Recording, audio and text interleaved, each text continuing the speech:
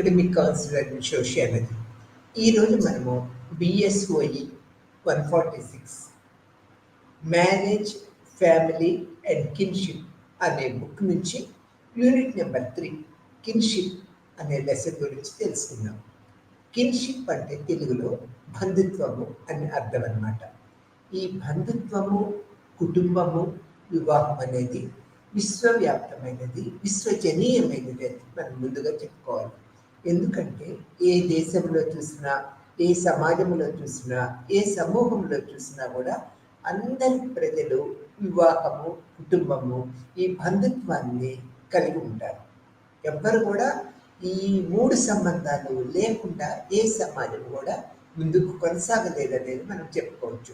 ఈరోజు మనము ఈ యూనిట్ నెంబర్ 3లో బంధుత్వం గురించి మనం చెప్పుకుందాం అన్నమాట. బంధుత్వము అనేది రక్తము లేదా వివాహము ద్వారా ఏర్పడిన సంబంధాలు. ఈ బంధుత్వం అనేది కంపల్సరిగా రక్తము లేదా వివాహము ద్వారా ఏర్పడిన సంబంధాలుగా మనం ప్రముఖంగా చెప్పుకోవాలన్నమాట.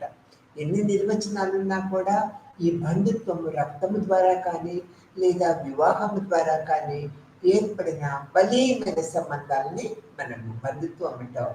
ఇవి శాశ్వతమైనవి. మనుషులు గతించినా కూడా తరతరాలుగా ఈ బంధుత్వము అనేది కొనసాగుతూ ఉంటుంది అనేది మనము చెప్పుకోక తప్పదన్నమాట. తర్వాత బంధుత్వం అనేది మానవ సంస్కృతి యొక్క సారస్వతిక లక్షణం. ఇది మానవ సమాజాలలో ప్రధాన ఆర్గనైజింగ్ సూత్రంగా నిరంతరము పనిచేస్తూ ఉంటుందన్నమాట. బంధుత్వము పరిభాషల ద్వారా వ్యక్తులు లేదా వ్యక్తుల సమూహాల, సామాజిక సమూహాలు, పాత్రలు, వర్గాలు మరియు వంశావళిగా నిర్వహించబడే సూత్రంగా మనము దీన్ని నిర్వహించవచ్చు. ఆంథ్రోపాలజీలో బంధుత్వం యొక్క అధ్యయనము 1800 మధ్య నుంచి చివరి వరకు LH నుంచి ఉనికిలో ఉన్నదనేది మనం ఇక్కడ గుర్తుపెట్టుకోవాల్సిన విషయం అన్నమాట. ఆ తర్వాత బంధుత్వానికి ఎంతో ప్రాముఖ్యత ఉన్నదన్నమాట. మోర్గాన్ అనే సామాజిక శాస్త్రవేత్త మరియు ఇతరులు బంధుత్వ అధ్యయనాన్ని ప్రథమంగా కనుక్కున్నారు అని మనం చెప్పుకోవచ్చు. ఈ యొక్క రాబిన్ బాక్స్ బంధుత్వం ప్రకారము మానవ శాస్త్రానికి, తత్వశాస్త్రానికి లేదా సర్వత్ర కళలకు సంబంధించింది అనే దృక్పథాన్ని నిరూపించారు. అది సబ్జెక్టు యొక్క ప్రాథమిక క్రమశిక్షణ, బంధుత్వం యొక్క మానవ శాస్త్ర అధ్యయనానికి ప్రధానమైన పద్ధతి, తులనాత్మక పద్ధతి లేదా ఈ యొక్క సారూప్యత మరియు తేడాలను మనకు తెలియపరుస్తూ ఉంటుంది అనేది చెప్పుకోవాలి.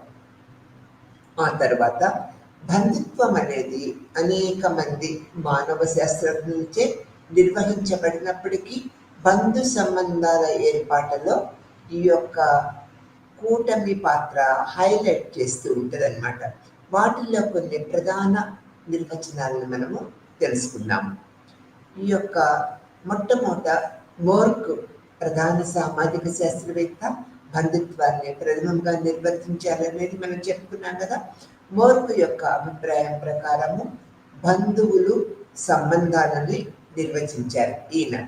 ఆ తర్వాత వివాహం యొక్క రూపాలు మరియు కుటుంబం యొక్క సంబంధిత ఆకృతిని ఈ బంధుత్వము అనేది ప్రతిబింబిస్తుందనేది సిహెచ్ మోర్క్ చెప్పారు. ఆ తర్వాత ఈ కుటుంబం యొక్క బంధుత్వము మరియు అనుబంధం యొక్క వ్యవస్థే మనము బంధుత్వ వ్యవస్థగా పిలుస్తూ ఉంటాం అనేది మోర్క్ యొక్క అభిప్రాయం. తర్వాత ఏఆర్ బ్రౌన్ అనే అతను 1982లో బంధుత్వ నిబంధనలు సైన్స్ పోస్టులు లాంటివి, వ్యక్తుల మధ్య ప్రవర్తనలు లేదా మర్యాదలు తగిన సూచనలతో పరస్పర హక్కు, విధులు, అధికారాలు మరియు బాధ్యతలు కలిగి ఉంటూ ఉంటాయి. బంధుత్వ నిబంధనలు కేవలము పరిష్కార రూపాలు మాత్రమే అని మరియు అసలు రక్త సంబంధాలతో సంబంధం లేదని ఇతని యొక్క అభిప్రాయం ప్రకారము మనం తెలుసుకుంటున్నాం అన్నమాట. తర్వాత వీటి యొక్క అభిప్రాయం ప్రకారము బంధుత్వం అనేది వంశం పారంపర్య సంబంధాలు సెట్ కాదు, ఇది సెట్ చేయబడింది మరియు సామాజిక బంధాలను ఇది ఏర్పరుస్తుంది ఉన్నది అని బీట్ అనే సామాజిక శాస్త్రవేత్త మనకి తెలియపరిచారు.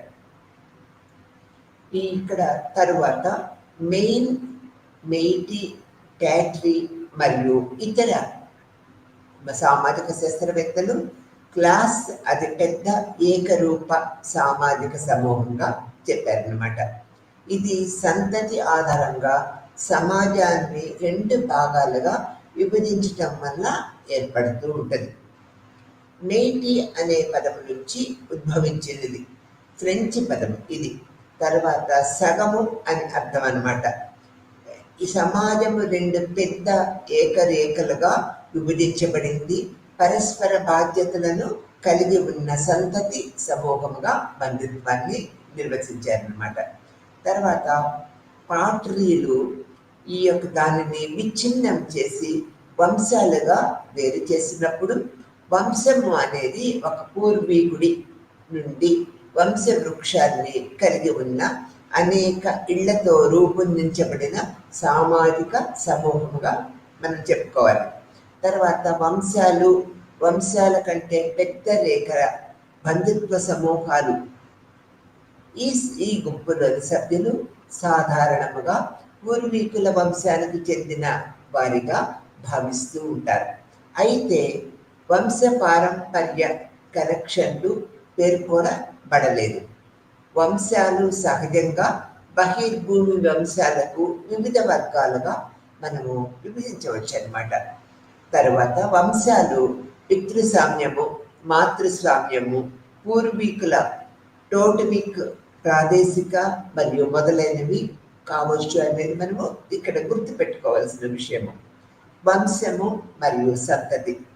వంశము అనేది 4 నుంచి 6 తరాల క్రితము నివసించిన సాధారణ పూర్వీకులు లేదా వ్యవస్థాపకుల నుంచి వచ్చిన ఏకదేశీయుల బంధ సమూహము మరియు అందులో సభ్యుల మధ్య సంబంధాలు వంశ పారంపర్యంగా ఖచ్చితంగా పేర్కొనవచ్చు.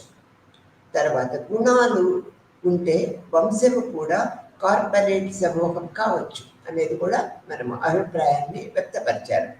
తర్వాత ఒక వంశము పరిమాణంలో పెద్దదిగా మారినప్పుడు అది సంతతి సమూహముగా ఉప విభజన కలిగి ఉంటుందన్నమాట. ఆ తర్వాత ఈ యొక్క ఆంథ్రోపాలజీలో వంశము మరియు సంతతి పర్యాయ పదముగా ఉపయోగిస్తూ వచ్చారనమాట. ఈ ఆంథ్రోపాలజీలో సంతతి అనేది తల్లిదండ్రులు పిల్లల లింక్ యొక్క సాంస్కృతికంగా గుర్తించబడిన క్రమము ద్వారా పూర్వీకులను లేదా పూర్వీకులు అనుసంధానము ద్వారా నిర్వహించబడిన సంబంధాన్ని సూచిస్తూ ఉంటుంది. ఇది నిజమైన ఈ యొక్క పేరెంట్ చైల్డ్ లింక్ ద్వారా తరతరాలుగా సంబంధాలను లైవ్ చేయడానికి అనుమతిస్తూ ఉంటుంది అనేది కూడా మనం తెలుసుకోవాలి. సంతానము మరియు సంతానములో కనెక్ట్ అవ్వడానికి సంతతి వ్యక్తిని అనుమతిస్తూ ఉంటుంది. ఇది అవరోహణ పరంగా ఉంటుంది అన్నమాట. ఇది పురుష రేఖ లేదా పాత్ర, లీనియల్ లేదా స్త్రీ లైన్ లేదా మ్యాట్రి లీనియల్ ద్వారా ఉంటుంది, కనిపిస్తూ ఉంటుంది మనకి. మరియు ఇది ఆఫ్రికాలో తర్వాత అధ్యయనం చేయబడింది.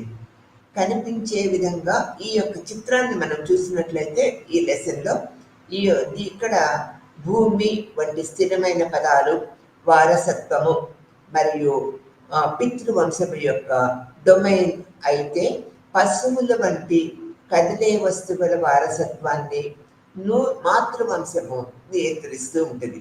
కొన్ని సమాజంలో ఇది సంతతికి గుర్తింపు పొందిన భక్తి మరియు దాన్ని కార్నాటిక్ సంతతి అని పిలుస్తూ ఉంటాం అన్నమాట. ఇది ఇబాన్ ఆఫ్ బోర్నియా అధ్యయనం ద్వారా అధ్యయనం చేయబడింది. ఈ యొక్క కగ్నాటిక్ సంతతికి చెందిన మానవ శాస్త్రవేత్త దృష్టాంతరము దీనికి ద్వైపాక్ష్యముగా లేదా ద్విరేవియా సంతతి వ్యవస్థగా కూడా మనము సూచించవలసి ఉంటుందన్నమాట. ఆ తర్వాత బంధుత్వం అనేది 3 రకాలుగా మనం తెలుసుకోవచ్చు అన్నమాట. బంధుత్వం అనేది ఒక భావనగా విభిన్న విషయాలను సూచించటానికి ఉపయోగించబడింది మరియు అనేక అర్థాలను కలిగి ఉంటుంది అన్నమాట. ఈ యొక్క పాశ్చాత్య సమాజంలో మనిషి యొక్క బంధుత్వము మరియు అనుబంధము ఆచరణాత్మక ప్రయోజనాల కోసము కొంతమంది దగ్గర బంధువులు మాత్రమే పరిమితము చేయబడింది. అయితే పాశ్చాత్యేతర సమాజాలలో బంధుత్వ సంబంధాలు విస్తృతంగా ఉంటూ ఉంటాయి మరియు భౌగోళిక మరియు ఇతర అంశాలు కలిగి ఉంటాయి. కానీ వైవిధ్యము ఉన్నప్పటికీ కొన్ని కుటుంబము మరియు అనుబంధ లింకులు ప్రతి నాగరికతలో సాంస్కృతికముగా గుర్తించబడుతూ ఉంటాయి. అందువలన బంధుత్వము పరిగణించబడే వివిధ రకాల సంబంధాలను అర్థం చేసుకోవటము చాలా ముఖ్యమైన విషయముగా ఈ లెసన్లో మనము పరిగణిస్తూ ఉంటాం అన్నమాట.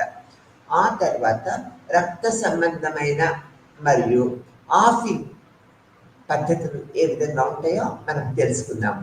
రక్త సంబంధమైన బంధుత్వము రక్త సంబంధాన్ని సూచిస్తూ ఉంటుంది. రక్త సంబంధీకులు తల్లిదండ్రులు మరియు వారి పిల్లల మధ్య, అలాగే ఈ యొక్క బంధువులు తోబుట్టులు మధ్య రక్త సంబంధీకులు అది పుట్టిన సమయంలో ఏర్పడిన బంధుత్వ సంబంధాలను సూచిస్తూ ఉంటుంది. మరియు అందువల్ల బంధుత్వం యొక్క సారస్వతిక రూపంలో ఇది పరిగణిస్తబడుతూ ఉంటుంది అన్నమాట. రక్త సంబంధమైన బంధువులు ప్రాథమిక బంధువు, కుమారుడు, సోదరుడు, మళ్ళీ మామ, సోదరి, ఇట్లా తర్వాత మేనల్లుడు మరియు బంధువులు ఈ విషయంలో రక్త సంబంధానికి నిజమైన మరియు ఊహాత్మకమైనవి మనము ఇట్లా గమనించవలసిన విషయం. ఇక్కడ అనుబంధ సంబంధాలు మరొక వైపు వివాహ కూటమి నుంచి ఏర్పడే సంబంధాలను కూడా ఇది సూచిస్తూ ఉంటుంది అన్నమాట. అలయన్స్ అనే పదము నుంచి ఇది ఉద్భవించింది అనేది మనము చెప్పుకోవచ్చు. ఇక్కడ అది వివాహాన్ని లేదా అత్తమామల సంబంధాన్ని వివరించడానికి ఉపయోగిస్తూ ఉంటామన్నమాట. బంధుత్వం అనేది భార్యాభర్తల మధ్య సంబంధము వలె వివాహంపై ఆధారపడి ఉంటుంది. భార్య భర్త మాత్రమే కాదు, 2 కుటుంబాల బంధువులు కూడా తండ్రి, తల్లి, సోదరీమణులు మరియు అన్నదమ్ములు మొదలైన వాటికి అనుబంధ బంధువులు. వివాహము ఈ సంబంధాలను ఆధారంగా మరియు వివాహము దీనికి రిలేటెడ్ అన్నమాట, రక్తము కాదు. ఇక్కడ ఆగ్నాటిక్ మరియు కాగ్నాటిక్ పద్ధతుల్లో ఈ యొక్క బంధుత్వ నిర్వచనాన్ని మనము తెలుసుకుందాము. ఈ యొక్క ఆగ్నాటిక్ అనే పదము పురుష లింకుల ద్వారా సంబంధాన్ని ప్రత్యేకంగా లెక్కించటము అని అర్థం. అహం యొక్క లింగముతో సంబంధము లేకుండా బంధుత్వ రేఖా చిత్రాన్ని సూచించడానికి ప్రారంభ స్థానం మనం ఆ చిత్రపటంలో చూడగలుగుతూ ఉంటాం. అందువలన ఆగ్నాటిక్ అనేది పితృస్వామ్య సంతతికి సంబంధించిన వ్యక్తి, అంటే సాధారణ పూర్వీకుల నుంచి మాత్రమే మగవారి ద్వారా వారి సంబంధాన్ని గుర్తించే బంధువులు. ఆగ్నాటిక్ ఒక పేటర్ అధికారంతో ఉంటూ ఉంటారు మరియు కలిసి నివసిస్తూ ఉంటారు. ఈ యొక్క తాత, తండ్రి, కొడుకు, తండ్రి, సోదరుడు మరియు మనవడు అందరూ అజ్ఞాతవాసి. కాగ్నాటిక్ అనేది ద్వైపాక్షికము లేదా రక్త సంబంధమైన బంధువు లేదా బంధువుని సూచిస్తూ ఉంటుంది అన్నమాట. అన్ని కాగ్నాటిక్ సంబంధాలలో అత్యంత సన్నిహితమైనది తండ్రి మరియు తల్లి పిల్లల మధ్య ఉన్న సంబంధాన్ని మనము ఎక్కువగా చెప్పుకోవాలన్నమాట. ఇక్కడ లీనియల్ మరియు కోలేటరల్ అనే పద్ధతి ఏ విధంగా ఉంటుందో మనం తెలుసుకుందాం. తండ్రి, తండ్రి, కొడుకు మరియు కుమారుడు మొదలైన ప్రత్యక్ష సంతతికి సంబంధించిన వ్యక్తిని వంశీయులు, బంధువు అంటూ ఉంటారు. తండ్రి సోదరుడు, తల్లి వంటి మరొక బంధువు మధ్యవర్తిత్వము ద్వారా పరోక్షముగా సంబంధము ఉన్న వ్యక్తిని అనుషంగిక బంధువు అంటూ ఉంటాం అన్నమాట. మనము సోదరి, ఆంటీ, మామ, అత్తలు, కజిన్లు మొదలైనవిగా మనం ఉదాహరణగా చెప్పుకోవచ్చు అన్నమాట. వంశపారంపర్య బంధువులు, వారసులను అనుసంగిక బంధువులు అంటూ ఉంటాం అన్నమాట. ఇది ఈ యొక్క లీనియర్ మరియు కొలేటరల్ యొక్క బంధుత్వం యొక్క వివరణగా మనం తెలుసుకున్నాము. ఇప్పుడు సామాజిక లేక సాంస్కృతిక పద్ధతుల్లో బంధుత్వం యొక్క పాత్రను కూడా మనం తెలుసుకుందాం. 20వ శతాబ్దంలో సామాజిక మానవ శాస్త్రవేత్తల బంధుత్వం యొక్క జీవ సంబంధమైన అవగాహన ప్రశ్నించటము ప్రారంభించారు. ఇక్కడ షైడర్ యొక్క సామాజిక శాస్త్రవేత్త ప్రకారము అన్ని బంధాలు రక్తము లేదా వివాహము పై ఆధారపడి ఉండవు. అమెరికన్ కుటుంబంపై తన అధ్యయనంలో బంధుత్వం అనేది వియక్తమైనది మరియు సాంస్కృతిక నిర్వహణము అని ఆయన వాదించారు. దీని ద్వారా అతను జీవ సంబంధమైన బంధుత్వం కాకుండా సామాజిక లేదా సాంస్కృతిక బంధు సంబంధాలను కూడా కలిగి ఉంటాయని అర్థాన్ని తెలియపుచ్చుతూ సాంఘిక బంధుత్వం అనేది రక్తము లేదా వివాహముతో సంబంధము లేని సంబంధాలను ఇది సూచిస్తూ ఉంటుంది అనేది తెలియపరిచారు. మరియు ఇంకా బంధుత్వ భావాన్ని పంచుకుంటుందని, సమకాలీన సమాజంలో సామాజిక బంధుత్వానికి ఉదాహరణలు స్వలింగ సంపర్క కుటుంబాలు, కొత్త పునరుత్పత్తి సాంకేతికలను కారణంగా ఏర్పడిన కుటుంబాలు మరియు మతపరమైన అనుబంధము లేదా సామాజిక సామూహిక సభ్యత్వం కారణంగా అభివృద్ధి చెందిన సంబంధాలు కూడా ఈ యొక్క సామాజిక సాంస్కృతిక పద్ధతుల్లో బంధుత్వాన్ని ఒక రూపంగా మనం చూడగలుగుతూ ఉంటాము. ఆ తరువాత బంధుత్వ రేఖాచిత్రాలు మరియు వంశపారంపర్య సంక్షిప్త పద్ధతిని మనం ఇప్పుడు తెలుసుకుందాం. బంధుత్వ రేఖాచిత్రాలు ఈ బుక్లో యూనిట్ నెంబర్ 3లో విపులంగా ఉన్నాయి. ఒకసారి 2 సార్లు పరిశీలించవలసిందిగా మనవి. బంధుత్వ రేఖాచిత్రాలను మానవ శాస్త్రవేత్తలు సంబంధాలను వర్ణించడానికి ఉపయోగిస్తూ ఉంటారు. ముఖాముఖి ప్రక్రియలో సాంస్కృతిక మానవ శాస్త్రవేత్తలు వ్యక్తుల మధ్య సంబంధాలను వేగంగా గీయటానికి బంధుత్వ రేఖాచిత్రాలను ఉపయోగించవచ్చు. ఇది వ్యక్తులను అనామకంగా ఉండటానికి అనుమతిస్తూ ఉంటుంది. అయితే పేర్లను ఆశ్రయించకుండా సంస్కృతి యొక్క బంధుత్వ నమూనాను దృశ్యమానకంగా ప్రదర్శిస్తూ ఉంటారు. ఇది గందరగోళంగా మనకు కనిపిస్తూ ఉంటుంది. దిగువ పెట్టే బంధుత్వ రేఖాచిత్రాల కోసము గీయటానికి ఉపయోగించే చిహ్నాల వివరణ మనకి ఇస్తూ ఉంటుంది. కాబట్టి ఈ యొక్క చిహ్నాలను, ఈ రేఖాచిత్రాలను పరిశీలించాలి, నిశ్చితంగా పరిశీలించి ఉండాలి. వంశపారంపర్య సంక్షిప్తాలను మనం పరిశీలించినట్లయితే తండ్రి, తల్లి, కుమారుడు. తర్వాత ఈ యొక్క కుమార్తె కన్న తండ్రి సోదరి, తల్లి సోదరుడు, ఈ యొక్క తల్లి సోదరుడు మరియు కూతురు, ఈ యొక్క తండ్రి సోదరి కుమార్తె, ఈ యొక్క పద్ధతులు తోబుట్టువు, తర్వాత మనవడు, వీళ్ళందరూ కూడా ఈ యొక్క రేఖాచిత్ర పరివర్తన ద్వారా మనం అనేక విషయాలు తెలుసుకోవచ్చు. ఈ యొక్క సామాజిక శాస్త్రవేత్తలు, మానవ సమాజ శాస్త్రవేత్తలు లూయిస్ హెన్రీ మోర్గాన్ ఈ రేఖాచిత్రాల ద్వారా ఈ బంధుత్వ వివరణ ఇచ్చి విశ్వవ్యాప్తంగా ప్రత్యేకమైన గుర్తింపును పొందారనేది మనం చెప్పుకోవచ్చు. వీరు ఈ లూయిస్ హెన్రీ అండ్ మోర్గాన్ అనే సామాజిక శాస్త్రవేత్తలు, మానవ సామాజిక శాస్త్రవేత్తలు బంధుత్వ నిబంధనలు కూడా మనకు అనేక రూపాలలో తెలియపరిచారు. అవేంటో ఇప్పుడు తెలుసుకుందాం. American culture anthropologist, British anthropologist Laura లాగా కాకుండా మానవత్వం యొక్క మూలాల కోసము సామాజిక నిర్మాణంలో ఆ లక్షణాలను గుర్తించాల్సిన అవసరాన్ని వీళ్ళు ప్రముఖంగా పేర్కొన్నారు. ఈ నిర్మాణవాదులు మానవ ప్రవర్తన నియంత్రించే సామాజిక వర్గాలను అనుకూలంగా వాదించారు. లూయిస్ హెన్రీ మోర్గాన్ సామాజిక వర్గాలకు సంబంధించిన బంధుత్వ వ్యవస్థ యొక్క అవగాహనను ప్రారంభించారు.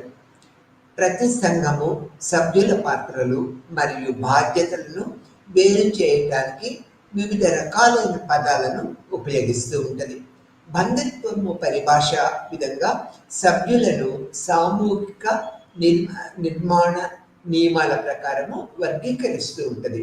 మోర్గాన్ ప్రకారము బంధుత్వ నిబంధనల సమాజంలో సంబంధాల యొక్క ట్రైపోలజీ నిర్మించడానికి వీలు కల్పిస్తూ ఉంటుంది మరియు బంధుత్వ పరిభాషను ఉపయోగించడంలో వ్యత్యాసం కారణంగా తులనాత్మక అధ్యయనము సాధ్యమైందనేది ఈ యొక్క మోర్గాన్ యొక్క అభిప్రాయాల ప్రకారము మనము తెలుసుకోగలుగుతున్నాము. ఈ యొక్క ఉపయోగిత విధానము ఏ విధంగా ఉందన్నట్లయితే ఈ యొక్క మూర్ధాక్ 1949 అభిప్రాయం ప్రకారం బంధుత్వ పరిభాష మరియు బంధుత్వ ప్రవర్తన మధ్య పరస్పర సంబంధము ఉపయోగ విధానంలో ప్రతిబింబిస్తూ ఉంటుంది. అతను బంధుత్వ నిబంధనలను 2 వర్గాలుగా వర్గీకరించారు. అవి ఏంటంటే, ఒకటి చిరునామా నిబంధనలు. కొందరు సంబోధించడానికి ఉపయోగించే బంధుత్వ పదాలు, అంటే మీరు ఎవరితో మాట్లాడినప్పుడు ఏమని పిలుస్తారు? ఉదాహరణకి మన నాన్నతో మాట్లాడినప్పుడు నాన్న అని, అమ్మతో మాట్లాడినప్పుడు అమ్మ అని, సోదరుడితో మాట్లాడినప్పుడు అన్నయ్య అని అలా పిలుస్తూ ఉంటాం అన్నమాట. ఈ యొక్క రిఫరెన్స్ నిబంధనలు అంటే ఒక నిర్దిష్ట బంధువుని సంబంధాన్ని సూచించడానికి ఇవి ఎంతో ఉపయోగపడుతూ ఉంటాయి. పదాలంటే మీరు ఎవరినైనా గురించి మాట్లాడేటప్పుడు అలా పిలుస్తూ ఉంటాం. ఉదాహరణకి నా అమ్మమ్మ, నా తల్లి సోదరి మొదలైనవిగా ఉదాహరణలుగా మనము చెప్పుకోవచ్చు. ఆ తర్వాత అప్లికేషన్ యొక్క పరిధి ఏ విధంగా ఉంటుంది అనేది మనం ఇప్పుడు తెలుసుకుందాం. బంధుత్వ పదాలు వివిధ రకాలైన బంధువులను నియమించడానికి ఉపయోగించే పదాలుగా మనం చెప్పుకుంటూ ఉంటాం. మోర్గాన్ 1870లో ప్రకారము అప్లికేషన్ పరిధి ఆధారంగా 2 రకాల బంధుత్వ పరిభాషలు ఉన్నాయనేది ఆయన తెలిపారు. ఈ వర్గీకరణ ఒకే పరిభాషగా చేర్చబడిన ఈ యొక్క అంశాల కంటే ఎక్కువ రకాలు బంధువుల కోసం ఉపయోగించే ఒకే పదముగా మనం పేర్కొనవచ్చు. ఈ వ్యవస్థలో ఈ యొక్క లైన్ కోసం ఉపయోగించే పదాలు అనుషంగిక కోసము టాడా ఉపయోగించబడుతూ ఉంటాయి. ఈ విధంగా ఆంగ్ల పరిభాషలో తండ్రి సోదరుడు మరియు తల్లి సోదరుడు ఇద్దరికి అంకుల్ అనే ఒకే పదాన్ని ఉపయోగిస్తూ ఉంటాం. తర్వాత వర్గీకరణ నిబంధనలు 2 సంబంధాలను ఈ యొక్క బంధిస్తూ ఉంటాయి. తల్లిదండ్రులు మరియు వైవాహిక బంధువులు మధ్య తేడా అనేది అంతగా ఏమి ఉండదన్నమాట. వర్గీకరణ యొక్క ప్రధాన అంశము విస్తృతమైన శ్రేణి సంబంధాన్ని వర్తింపచేయవచ్చు. తద్వారా విస్తృత శ్రేణి బంధుత్వము ఏర్పడుతూ ఉంటుంది. ఈ యొక్క రాడ్క్లిఫ్ బ్రౌన్ బంధుత్వ ప్రవర్తనను తెలియజేసే వర్గీకరణ పదజాలం యొక్క 3 సూత్రాలని ఈ రాడ్క్లిఫ్ బ్రౌన్ గుర్తించారు. అవేంటో కూడా మనం ఇప్పుడు తెలుసుకుందాము. మొదటి తీసుకున్నట్లయితే తోబుట్టువులు సమూహం యొక్క ఐక్యత, సోదరి మరియు సోదరుడు ఈ యొక్క సంతతికి చెందినవారు, ఒకే సంతతికి చెందినవారు, అందువలన కలిసి కదులుతూ ఉంటారు. ప్రాథమిక కుటుంబము సామాజిక యూనిట్ మరియు ఏకీకృతముగా చూడబడుతూ ఉంటుంది. 2వ పాయింట్కి వచ్చినట్లయితే వంశం యొక్క ఐక్యత. పితృస్వామ్య సమాజంలో ఒక వ్యక్తి పితృస్వామ్య వంశానికి చెందినవాడుగా మనం గుర్తిస్తూ ఉంటాం. అందువలన అతని తండ్రి వంశంతో అతనికి సంబంధాలు ప్రాథమికమైనవిగా మనం గుర్తుపెట్టుకోవాల్సిన విషయం. మరియు తల్లి వంశంతో ద్వితీయమైన తల్లులు తరపున బంధువులందరూ మొదటి ఆరోహణ తరంలో ఒక సమూహంలో చేర్చబడుతూ ఉంటారు. అందువలన 3 తరాల వరకు ఉన్న మహిళా సభ్యులందరికీ తల్లిగా సూచిస్తూ ఉంటారు. మరియు పురుషులందరినీ తల్లి సోదరుడుగా సూచిస్తూ ఉంటారు అనేది మనం ఇక్కడ ఈ వర్గీకరణలో తెలుసుకోవాల్సిన విషయం. ఈ 3వ పాయింట్కి వచ్చినట్లయితే తరాల ఐక్యత, ఒకే మరియు ప్రత్యామ్నాయ తరాలు అదే తరము సూత్రంలో లింగము ఆధారముగా తేడా అనేది లేదు. తరము అనేది వర్గీకరణకు ఆధారముగా ప్రత్యామ్నాయ తరముతో తాత మరియు మనవడి మధ్య ఉన్న సంబంధాన్ని సమానత్వము, స్నేహపూర్వక జ్ఞానము మరియు సాంప్రదాయము యొక్క ఉత్తీర్ణత, మరొక వైపు మొదటి ఆరోహణ తరముతో సంబంధము లాంఛనప్రాయముగా ఉంటూ ఉంటుంది. తల్లిదండ్రులు పిల్లల మధ్య ఆధిపత్యము మరియు ఆధీనము యొక్క సంబంధము కలిగి ఉంటూ ఉంటారన్నమాట. ఇవి రెడ్క్లిఫ్ బ్రౌన్ యొక్క అభిప్రాయంలో ఈ 3 పద్ధతుల్ని తెలియపరిచారన్నమాట. ఆ తర్వాత ఈ యొక్క ఉదాహరణ తీసుకున్నట్లయితే తల్లి మరియు తల్లి సోదరి ఒకే తరము మరియు లింగానికి చెందినప్పటికీ ప్రత్యేకించబడుతూ ఉంటారు. ఈ యొక్క వివరణాత్మక ప్రయోజనం ఏమిటంటే తక్కువ అని అస్పృష్టత ఉన్నది. సుదూర బంధువులు సులభముగా గుర్తించబడుతూ ఉంటారు. ఉదాహరణకి 5వ ఆర్డర్ వరకు ఈ యొక్క సంతతిని మనము తీసుకుంటూ ఉంటాము. ఈ పద్ధతుల్లో ఈ యొక్క బంధుత్వ పరిపాలన పరిజాలము అనేది అనేక రూపాల్లో మనకి గోచరిస్తూ ఉంటుంది. ఆ తర్వాత బంధుత్వ ఉపయోగాలు మరియు ప్రవర్తన గురించి మనం ఇప్పుడు తెలుసుకుందాం. బంధుత్వ వినియోగం అనేది సమాజంలోని బంధువుల మధ్య ప్రవర్తన యొక్క నమూనాను సూచిస్తూ ఉంటుంది. ఇది సరైన మరియు ఆమోదయోగ్యమైన పాత్ర సంబంధాలను ఏర్పరుస్తూ ఉంటుంది. ఫలితంగా ఇది సామాజిక జీవితాన్ని నియంత్రిస్తూ ఉంటుంది. బంధుత్వము ఉపయోగాలను కొన్ని ఉదాహరణలను మనం తీసుకున్నట్లయితే ఎగవేత మరియు హాస్యము ఈ యొక్క సంబంధాలని దీంట్లో మనము చూడగలుగుతూ ఉంటాం.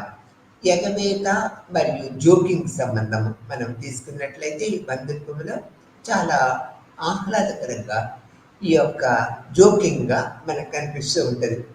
ఉత్తర భారతదేశంలో పితృస్వామ్య సమాజంలో బంధువులు ఒకరికొకరు దూరంగా ఉండాలి మరియు ఒకరితో ఒకరు పరస్పరము సంభాషించేటప్పుడు వారి ప్రవర్తన సరళిలో పరిమితులను కొనసాగించే సాంస్కృతిక ప్రమాణాలు కలిగి ఉంటూ ఉంటుంది. ఉదాహరణకు తీసుకున్నట్లయితే మామగారు తన కోడలతో ముఖాముఖిగా సంబంధాన్ని కలిగి ఉండకుండా ఉంటూ ఉంటారు. తద్వారా ముసుగు లేదా పర్దా పద్ధతిని అవలంబిస్తూ ఉంటారు. అంటే ఈ బంధుత్వము మామగారు కోడల్ని తీసుకున్నట్లయితే ఈ పరదా పద్ధతి, ఎదురుపడి చూడటము అనేది లేకుండా ఉండటం అనేది ఒక గౌరవ పద్ధతిగా ఉంటుంది. అంటే మామగారికి కోడలు ఎదురు రావటం కానీ జరగదు. ఏదన్నా పరదా పద్ధతి లేకపోతే ఒక తలుపు వెనక నిలబడి మాట్లాడటం కానీ జరుగుతుంది.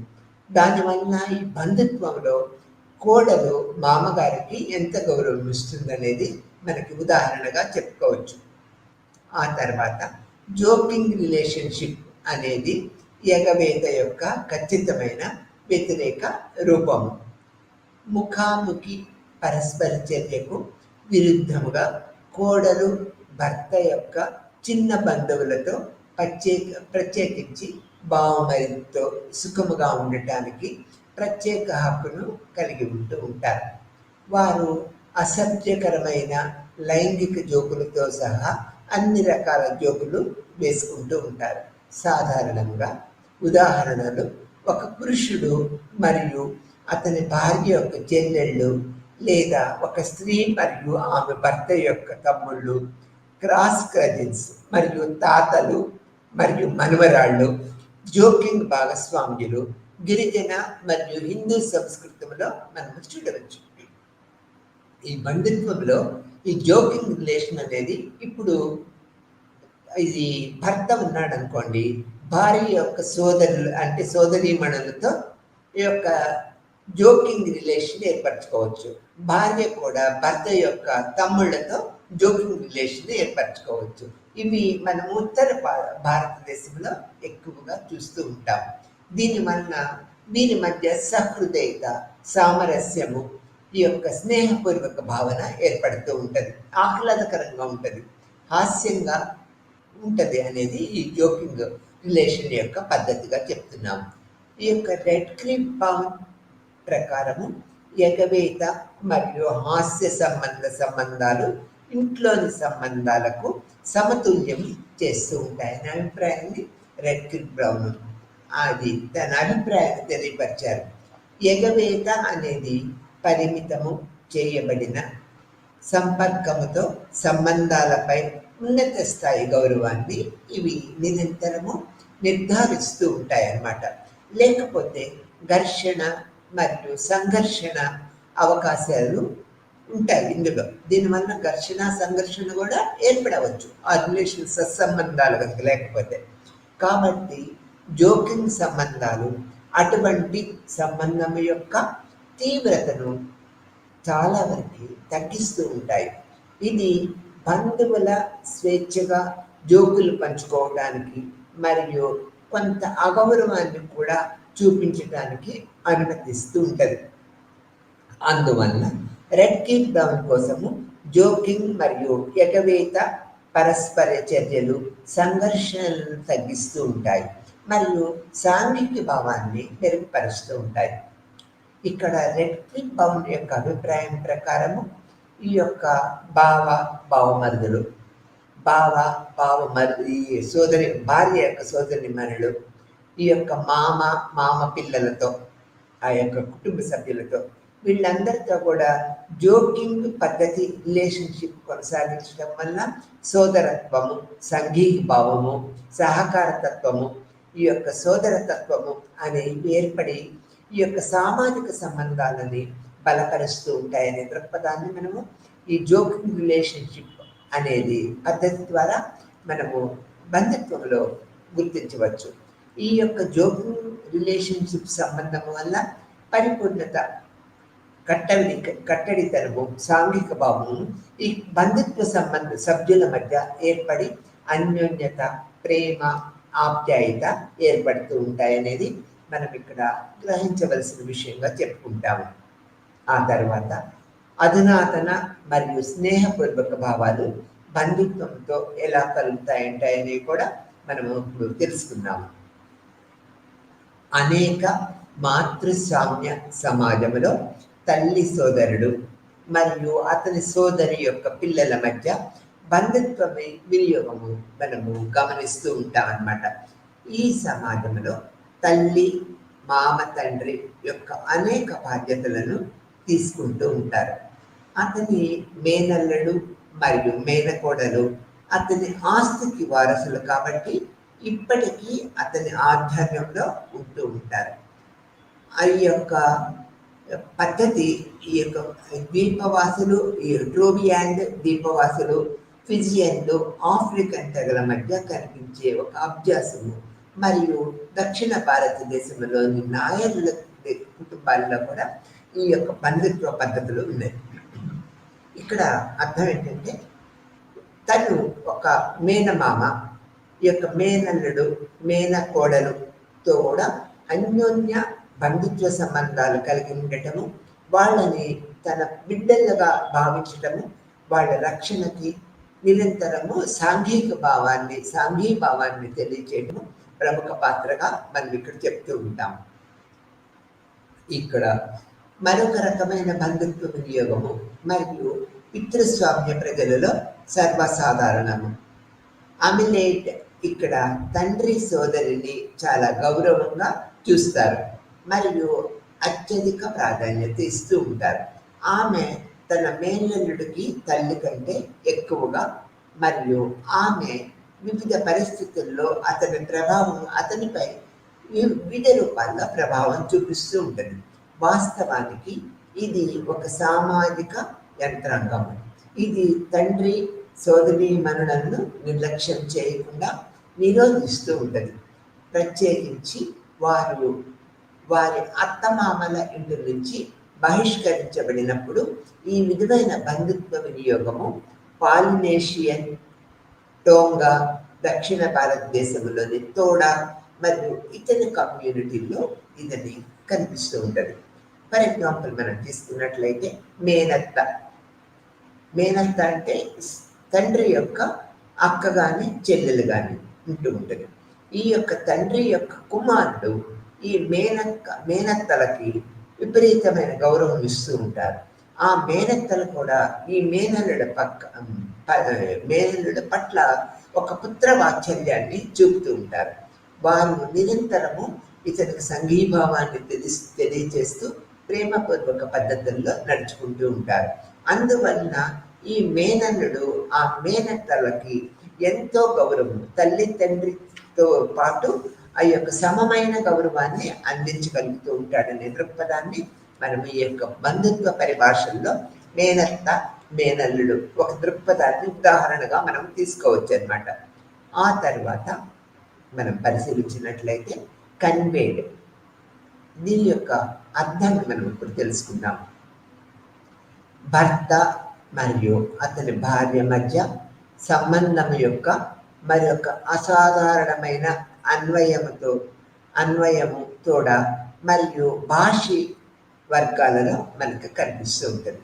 ఈ యొక్క కన్వేడ్ అనేది భర్త మరియు అతని భార్య మధ్య బంధుత్వం యొక్క మరొక అసాధారణమైన అన్వయములో తోడ మరియు కాశీ వర్గాలలో మనము ప్రస్ఫుటంగా చూస్తూ ఉంటాం. ఈ కమ్యూనిటీలలో తోటి పురుషుడు ఒక బిడ్డను జన్మనిస్తే భర్త కాఠిన్యంతో జీవించవలసి వస్తుంది. అతని భార్యతో పాటు అతను కఠినమైన ఆహారాన్ని పాటించాలి మరియు అనేక రకాల నిషేధాలకు కట్టబడి ఉండాలి. ఈ యొక్క కోవైట్స్ను మానవ శాస్త్ర ప్రకారము పిల్లలపై పేటిమిటిని స్థాపించడానికి ప్రతీకాత్మక వర్ణనగా పరిగణిస్తూ ఉంటాం అన్నమాట. దక్షిణ భారతదేశంలోని నాయర్లు, జపాన్లోని ఐనస్ మరియు కొన్ని సంవత్సరాల క్రితము కొన్ని చైనీస్ గ్రామాలలో ఈ ప్రత్యేకమైన ఈ యొక్క పద్ధతులు మనము చూస్తూ ఉంటాం. కన్వేడ్ అంటే ఈ యొక్క భార్య గర్భవతి అయినప్పుడు ప్రసవించిన తర్వాత కూడా ఈ యొక్క భార్య ఏ విధమైన నిషిద్ధ పద్ధతులని అమలుపరుచుకోవాలో ఈ పురుషుడు కూడా ఆవిడ ఎటువంటిమైన పద్ధతులను అవలంబిస్తుందో ఇతను కూడా దాన్ని కంటిన్యూ చేస్తూ ఉంటాడు. ఇది చైనా మరియు కొన్ని గ్రామాలలో జపాన్ మరియు భారతదేశంలో నాయర్ల బంధుత్వ పద్ధతుల్లో మనం చూడగలుగుతూ ఉంటాం అనేది ఇక్కడ ఒక వివరణగా చెప్పుకుంటూ ఉంటాం. ఇది ఇంకొక విషయానికి వచ్చినట్లే టెక్నానిమీ అనేది ఆంథ్రోపాలజిస్టు టైలర్ టెక్నానిమీ అనే పదాన్ని రూపొందించారు. ఇది గ్రీక్ పదం నుంచి ఉద్భవించింది మరియు మొదటి మానవ శాస్త్రంలో ఉపయోగించబడింది. ఈ రకమైన బంధుత్వ వినియోగంలో ఒక బంధువు నేరుగా సూచించబడదు, కానీ మరొక బంధువు ద్వారా సూచించబడతాడు. ఎలా అన్నట్లయితే ఒక బంధువు ఇద్దరు బంధువుల మధ్య సంబంధము బిందువుగా పనిచేస్తూ ఉంటుంది. ఉదాహరణకు తీసుకున్నట్లయితే సాంప్రదాయ హిందూ కుటుంబంలో భార్య తన భర్తని పేరు ప్రస్తావించదు. ఆమె తన కొడుకు లేదా కుమారుని ద్వారా అతనితో కమ్యూనికేట్ చేస్తూ ఉంటుంది. అతనిని ఆమె గుడ్డు లేదా తున్నుని తండ్రి అని పిలుస్తూ ఉంటుంది. ఇక్కడ టెక్నానిమీ అనేది ఇక్కడ చూడండి, టైలర్ దీన్ని మొదటిసారి ప్రయత్నించారు. ఈ చాలా కమ్యూనిటీస్లో భార్య భర్తని పేరు పెట్టి పిలవరు. వాళ్ళ పిల్లలు ఉంటారు కదా, టామీ, టిన్ను అని ఇద్దరు పిల్లలు ఉన్నారనుకోండి, ఆవిడ చెప్పేటప్పుడు టిన్ను వాళ్ళ తండ్రి, టామీ వాళ్ళ తండ్రి అనేది ఉచ్చరిస్తూ ఉంటుంది. అంటే భర్తని పేరు పెట్టి పిలవని యొక్క సాంప్రదాయ పద్ధతులు అనేక సమాజాల్లో ఇప్పటికి కూడా ఉన్నాయి. వాళ్ళు అట్లా పిలిచేటప్పుడు పిల్లల యొక్క తండ్రిగా వాళ్ళని నిర్వర్తిస్తూ ఉంటారు. ఇది ఒక అన్ని సమాజాలలో, ఇప్పటికి కూడా ఎక్కువ సమాజాలలో ఈ యొక్క టెక్నాలజీ పద్ధతి అనేది ఉన్నది. దీన్ని యొక్క టైలర్ మొదట ప్రవేశపెట్టారు అనేది మనకి తెలుసుకుంటూ ఉన్నాం అన్నమాట. ఈ టెక్నాలజీ అనేది అన్ని సమాజాలలో భర్తని పేరు పెట్టి పిలవడం అనేది ఇప్పుడు జరుగుతూ ఉన్నది. కానీ ఒక పాత రోజుల్లో మనం తీసుకున్నట్లయితే ఏ భార్య కూడా భర్తని పేరు పెట్టి పిలవటం అనేది జరగదు. ఈ యొక్క కొడుకు కూతురు యొక్క తండ్రిగా వాళ్ళని పిలుస్తూ ఉంటుంది అనేది మనం ఇక్కడ చెప్పుకోవచ్చు. ఈ తర్వాత బంధుత్వము యొక్క విధులను కూడా మనము ఎంతో ప్రాముఖ్యత ఇవ్వాలి, తెలుసుకోవాలి. బంధుత్వ వ్యవస్థ యొక్క ప్రాముఖ్యత సమూహ నిర్మాణము, సాంఘిక నిర్మాణము, నియంత్రణ మరియు ఆచార వేడుకలలో నిర్వహించే పనితీరులో మనము ప్రస్ఫుటంగా ఈ యొక్క విధిని తెలుసుకుంటూ ఉంటాము. ఈ యొక్క సమూహ నిర్మాణము, సాంఘిక నిర్మాణము, నియంత్రణ మరియు ఆచార్య వేడుకలలో ఈ యొక్క బంధుత్వం యొక్క పనితీరును తెలుసుకుంటూ ఉంటాము. సామాజిక, ఆర్థిక మరియు రాజకీయ మార్పులతో బంధుత్వము ఇకపై ఆర్థిక మరియు రాజకీయ పాత్రలను కేంద్రముగా ఉండదు. అది దాని ప్రాథమిక విధులను నిలుపుకుంటూ ఉంటుంది అనేది మనం ఇక్కడ తెలుసుకోవాలి. ఆ తర్వాత ఈ యొక్క బంధుత్వ విధుల్లో సామూహిక నిర్మాణం ఏ విధంగా ఉన్నదో మనం ఇప్పుడు తెలుసుకుందాం. ఆదిమ సమాజంలో బంధుత్వం యొక్క ప్రధాన మరియు ప్రాథమిక విధి సమూహము ఏర్పడటము.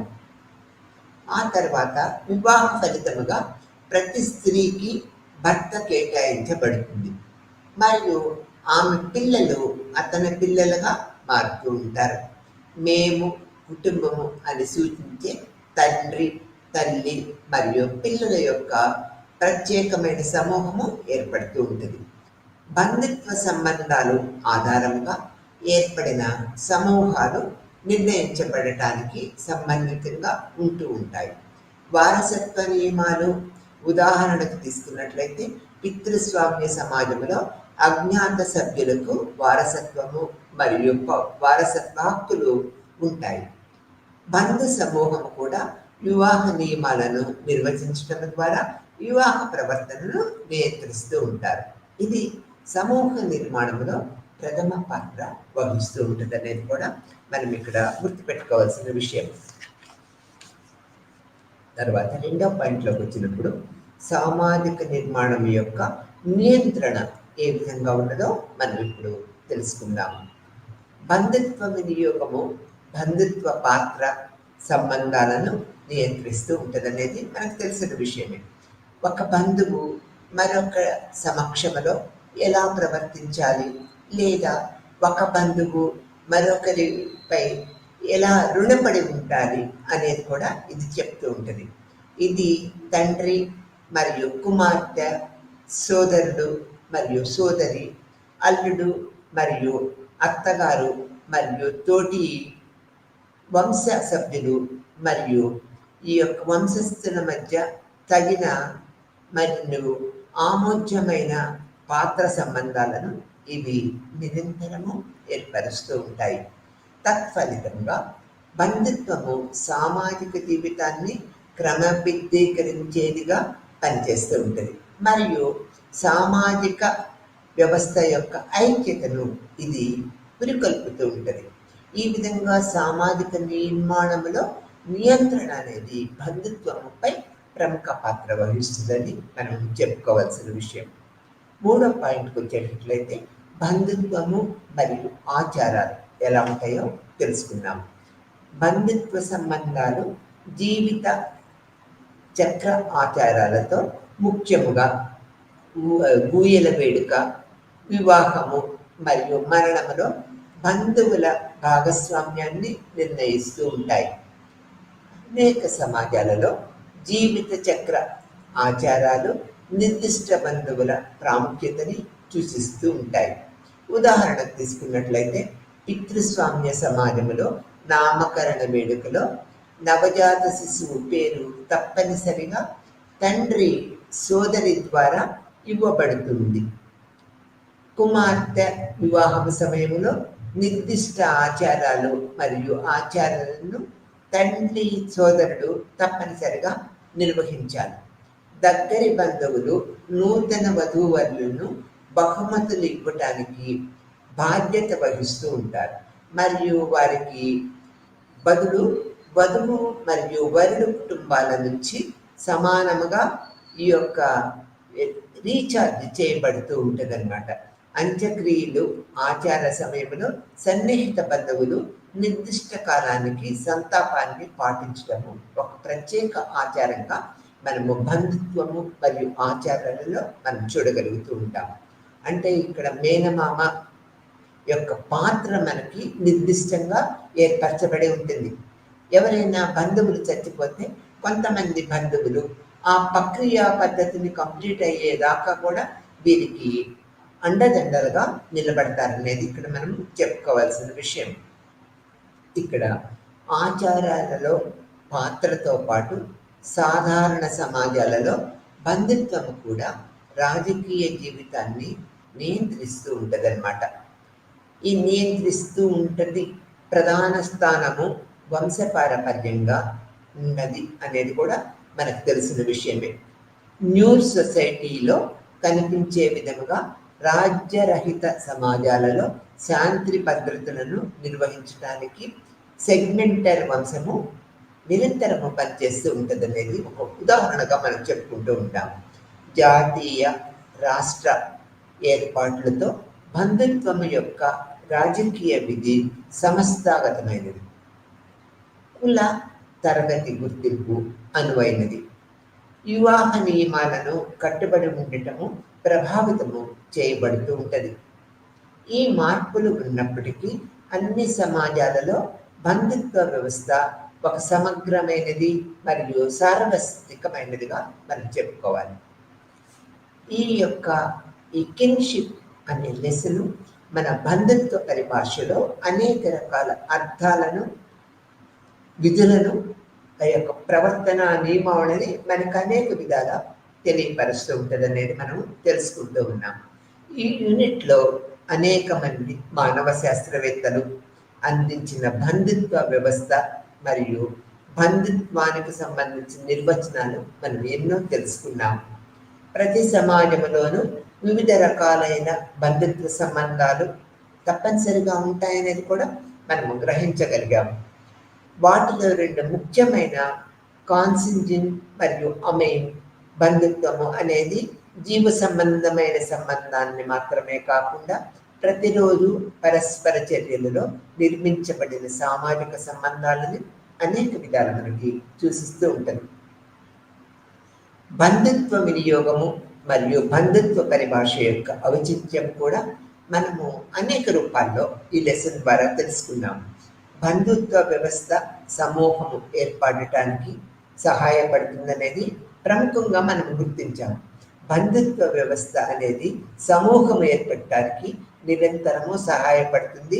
సామాజిక జీవితాన్ని ఇది మనకి నియంత్రణ ఇస్తూ ఉంటుంది. బంధుత్వ వ్యవస్థ ద్వారా ఈ యొక్క అనేక రకాల సామాజిక పద్ధతులు మనము దీని ద్వారా తెలుసుకోగలిగామనేది మనం తెలుసుకుంటూ ఉన్నాం.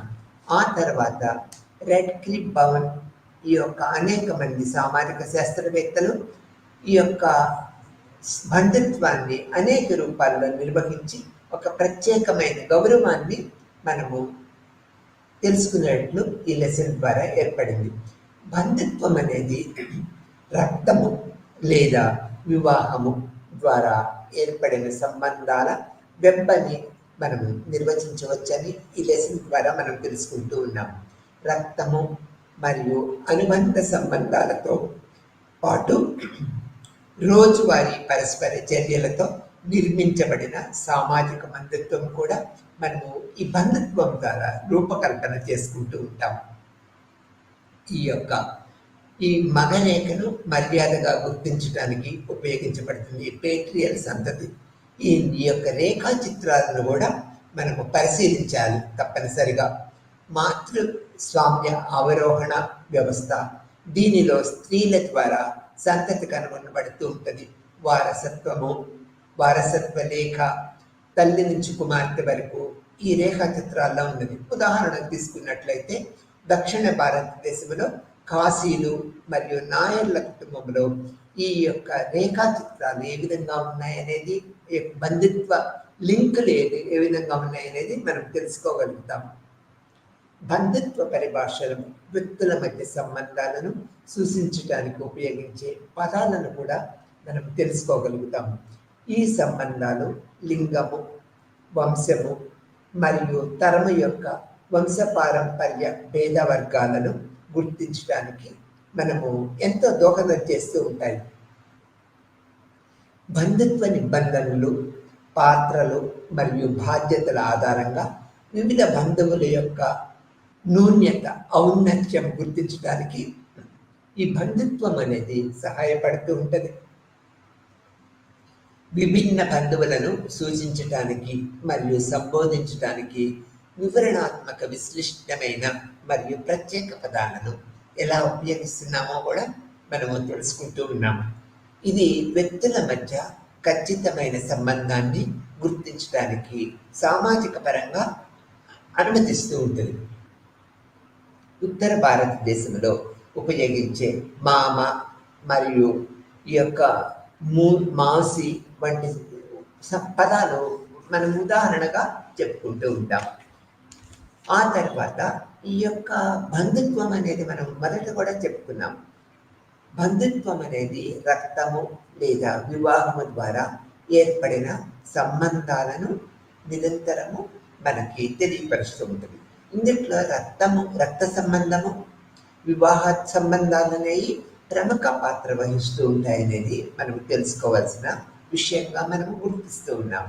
వివాహము యొక్క రూపాలు మరియు కుటుంబం యొక్క సంబంధిత ఆకృతిని ఈ బంధుత్వం అనేది నిరంతరము మనకి ప్రతిఫలిస్తూ ఉంటుంది.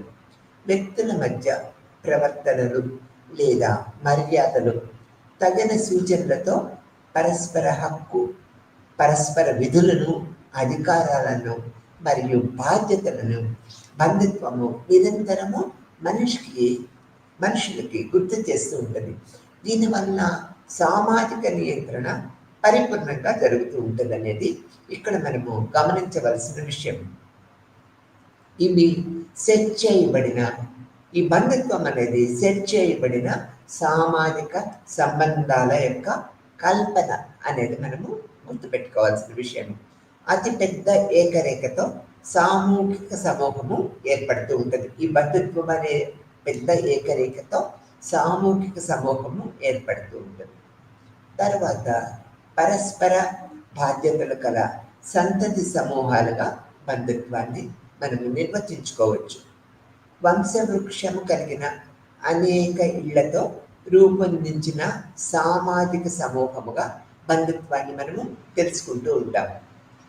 వంశవృక్షము కలిగిన అనేక ఇళ్లతో రూపొందించబడిన సామాజిక సమూహమే బంధుత్వం అని చెప్పుకుంటూ ఉంటాం. సభ్యులు పూర్వీకుల వంశస్థులని భావిస్తూ ఉంటారు. ఈ సమాజంలో ఉన్న సభ్యులందరూ కూడా, ఈ బంధుత్వంలో సభ్యులందరూ కూడా పూర్వీకుల వంశస్థులని నిరంతరము భావిస్తూ ఉంటారు. వంశము మరియు సంతతి తీసుకున్నట్లయితే బంధుత్వంలో 4 నుంచి 6 తరాల క్రితమును నివసించిన పూర్వీకులుగా మనం చెప్పుకుంటాం. ఈ యొక్క వంశము మరియు సంతతిని మనం గుర్తించినట్లయితే 4 నుంచి 6 తరాల క్రితము నుంచి నివసిస్తున్న నిర్వాహకుల పూర్వీకులుగా మనం చెప్పుకుంటాం. సభ్యుల మధ్య సంబంధాలు వంశపారంపర్యంగా పేర్కొనవచ్చు. ఈ యొక్క వంశపారంపర్యమైన పద్ధతుల ద్వారా సభ్యుల మధ్య సంబంధాలు ఏ విధంగా కొనసాగుతున్నాయి అనేది మనం తెలుసుకోవచ్చు. వంశము పెద్దదిగా మారినప్పుడు సంతతి సమూహముగా ఉప విభజన జరుగుతూ ఉంటుంది. సంతతి అనేది తల్లిదండ్రులు పిల్లల లింక్ యొక్క అనుసంధానముగా నిర్వహించబడిన సంబంధాన్ని నిరంతరము మనకు గుర్తు చేస్తూ ఉంటుంది. రక్త సంబంధాన్ని మనం తీసుకున్నట్లయితే ఈ బంధుత్వంలో తల్లిదండ్రులు వారి పిల్లలు ఈ యొక్క ప్రాథమిక బంధాన్ని మనం గుర్తించినట్లయితే కుమారుడు, సోదరుడు, సోదరి, మామ, మేనల్లుడిని మనము ప్రాథమిక బంధుత్వంగా చెప్పుకుంటూ ఉంటాం. వివాహ కుటుంబం నుంచి ఏర్పడిన సంబంధాలు తీసుకున్నట్లయితే ఈ బంధుత్వంలో అత్త, మామ, వివాహం ద్వారా అనుబంధ బంధుత్వము ఏర్పడుతూ ఉంటుంది. అత్త మామ వల్ల అనేది కూడా బంధుత్వంలో ప్రముఖ పాత్ర వహిస్తూ ఉంటుంది. ఇది వివాహ కూటమి నుంచి ఏర్పడిన సంబంధముగా ప్రముఖముగా మనం గుర్తుపెట్టుకోవాల్సిన విషయం. ఈ యొక్క ఆగ్నాటిక్ పితృస్వామ్య సంతకు సంబంధించిన వ్యక్తి మగవారి ద్వారా సంబంధాన్ని గుర్తించటం. ఉదాహరణకు తీసుకున్నట్లయితే తాత, తండ్రి, కొడుకు, తండ్రి సోదరుడు, మనవడు, వీళ్ళందరినీ కూడా ఆగ్నాటిక్ బంధుత్వం యొక్క ఉదాహరణలుగా మనం చెప్పుకోవచ్చు. ఇక్కడ కాగ్నాటిక్ బంధుత్వాన్ని మనం తీసుకున్నట్లయితే ద్వైపాక్షిక లేదా రక్త సంబంధమైన బంధువు లేదా బంధువులను ఇది సూచిస్తూ ఉంటుంది. ఇక్కడ ఎగ్జాంపుల్ మనం చెప్పుకోవాలంటే ఒకే తండ్రి మరియు తల్లి పిల్లల మధ్య ఉన్న సంబంధాన్ని ఈ బంధుత్వముగా కాగ్నాటిక్ బంధుత్వంలో మనం చెప్పుకోవాలి. లీనియల్ బంధుత్వాన్ని మనం తీసుకున్నట్లయితే వంశ బంధుత్వం, తండ్రి కొడుకు, కుమారుడికి కుమారుడు, తండ్రి సోదరుడు, తల్లి వంటి ఈ యొక్క బంధువులతో పరోక్ష సంబంధము గల వ్యక్తిని అనుషంగికంగా బంధువు అంటూ ఉంటాం అనేది మనం దీని ద్వారా గుర్తిస్తూ ఉంటాం అన్నమాట. ఆ తర్వాత సాంఘిక బంధువులు అనేది కూడా మనం ఎలా యుఎస్ఏలో రక్తము లేదా వివాహముతో సంబంధం లేని సంబంధాలని సూచిస్తూ ఉంటుంది. ఎగ్జాంపుల్గా మనం చెప్పుకుంటే అమెరికాలో స్వలింగ సంపర్కంలో ఉన్న కుటుంబాలు, సాంకేతిక కారణంగా ఏర్పడిన కుటుంబము, మతపరమైన సామాజిక సమూహం, సభ్యత్వ కారణంగా అభివృద్ధి చెందిన సంబంధాలు, ఇవన్నీ కూడా మనము ప్రముఖంగా తెలుసుకోవచ్చు. ఇక్కడ బంధుత్వ రేఖా చిత్రాలు బంధుత్వ నమూనాకి దృశ్యమానకంగా ప్రదర్శిస్తూ ఉన్నారు ఈ లెసన్లో. ఆ రేఖా చిత్రాలు కూడా మనము నిశ్చితంగా పరిశీలించినట్లయితే బంధుత్వ అనే కిన్షిప్ యొక్క లెసన్ యొక్క అవగాహన పరిపూర్ణంగా ఏర్పడుతూ ఉంటుంది అన్నమాట. బంధుత్వ నిబంధనలకు వచ్చేటప్పటి చిరునామా నిబంధనలు, కొందరి సంబోధించడానికి కొందరిని ఉపయోగించే బంధుత్వ పదాలు. ఎవరికైనా మాట్లాడేటప్పుడు మనం ఏమని పిలుస్తాము? తండ్రిని నాన్న అని పిలుస్తాము, తల్లిని అమ్మ అని పిలుస్తూ ఉంటాం. అంటే ఈ యొక్క బంధుత్వ పదాలు అనే ఈ పరిపూర్ణమైన గౌరవాన్ని, ఈ యొక్క దగ్గరితనాన్ని మనకి సూచిస్తూ ఉంటాయి. రిఫరెన్స్కి వచ్చేటప్పటికి మనం రిఫరెన్స్ చేస్తూ ఉంటాం. వాళ్ళు ఎవరు అని మనం అడిగితే మా అమ్మమ్మ, మా తల్లి సోదరి, అంటే మనకి పిన్ని, లేకపోతే మా తల్లి సోదరి పెద్దమ్మ అని చెప్తూ ఉంటాం అన్నమాట. ఈ అప్లికేషన్ పరిధిలో మనం తీసుకున్నట్లయితే ఈ రెండు లేక అంతకంటే ఎక్కువ రకాల బంధువుల కోసము ఉపయోగించే పదాలు అని చెప్తూ ఉంటాం. అంకుల్, తల్లి సోదరుని, తండ్రి సోదరుడిని మనం అంకుల్ అని పిలుస్తూ ఉంటాం. వర్గీకరణ విస్తృత శ్రేణి సంబంధాన్ని వర్తింపు చేయవచ్చు ఈ యొక్క పద్ధతిలో. ఈ యొక్క తోబొట్టు సమూహము ఐక్యత, వంశం యొక్క ఐక్యత, తరాల యొక్క ఐక్యత అనేది ఈ యొక్క బంధుత్వ పదాలలో మనకి ఏర్పడుతూ ఉంటుంది అనేది మనం తెలియపరచుకుంటూ ఉన్నాం.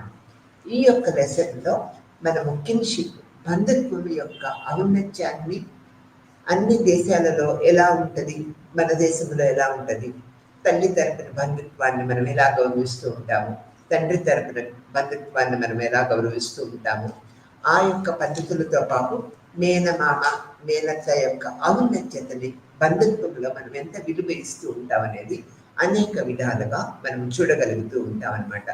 ఈ లెసన్ ద్వారా బంధుత్వంలో ఉన్న ఔచిత్యము, సాంఘిక భావము, సోదరత్వము, ప్రేమాభిమానాలు, ఆధారపూరితమైన సామాజిక తోడ్పాటు అనే అన్ని విషయాలు మనము తెలుసుకోగలుగుతూ ఉంటాం అన్నమాట.